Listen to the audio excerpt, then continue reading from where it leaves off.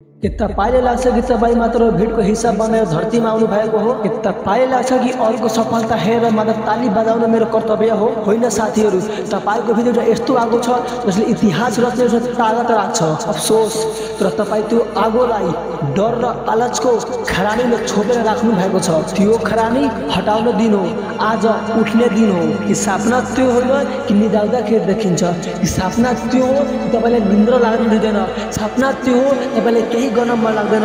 त्यो सपनाको हो साथीहरू, तपाईको लक्ष्यले तपाईँले रातभरि बेचैन बनाउँदैन भने त्यो सपना होइन। सफलताको लागि एउटा यस्तो तरफ पैदा गर्नुहोस्, सफल हुनु पनि त्यति नै जरुरी छ। बहानामा होइन, काममा ध्यान दिनु।